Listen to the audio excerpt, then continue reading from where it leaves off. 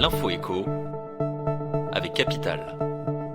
On commence avec l'info pratique Capital. Pour trouver une activité complémentaire ou une place en EHPAD, les retraités peuvent aujourd'hui se tourner vers Internet.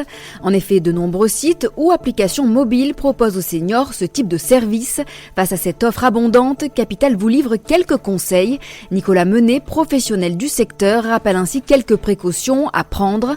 Avant de télécharger une application, lisez les commentaires à son sujet. Vérifiez ensuite les conditions générales, notamment sur les sites touchant à votre santé. Sur les plateformes collaboratives de services, comparez aussi les offres et les montants horaires proposés. Soyez enfin vigilants avec les sites gratuits. Il se peut qu'ils transmettent vos données personnelles ou qu'ils ne soient pas indépendants. Le coup de gueule du jour est poussé à l'encontre d'Hervé Guémard, ancien ministre de l'économie. En cause, la double rémunération que celui-ci touche en cumulant 2 postes administratifs. Hervé Guémard gagne tous les mois 4 033 € net comme président du conseil départemental de Savoie, mais il est également rémunéré 7 596 € net par Bercy en tant que haut fonctionnaire.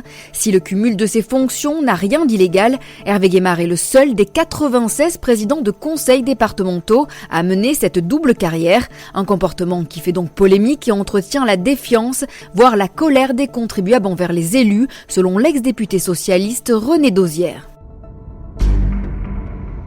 On passe au chiffre du jour. 42 milliards d'euros, c'est la somme d'argent public versée aux associations chaque année. L'économiste Georges Nurdin s'interroge sur le bien fondé et l'utilisation de cette somme qu'il juge faramineuse. Sans remettre en cause le mérite de nombreuses associations 1901, il pointe plusieurs points noirs. Sur 1,3 million d'associations, il rappelle que seules 200, soit 0,01% d'entre elles, empochent près des 2/3 de cette manne publique. L'économiste s'alarme ainsi que certaines structures se substituent aux services publics. Il s'interroge également sur la légitimité des associations servant à financer en toute discrétion et par l'argent du contribuable des projets idéologiques, culturels ou communautaires. Pour Georges Nurdin, cette contribution financière est un vrai sujet qui n'est pas interdit d'explorer. On termine par une proposition choc d'un expert de l'immobilier, la suppression de la caution locative. Henri Buzicazo, à la tête de l'Institut du management des services immobiliers, propose de rendre l'assurance contre les loyers impayés obligatoire pour les bailleurs et de supprimer en échange la caution. Le marché locatif est selon lui archaïque sur certains aspects.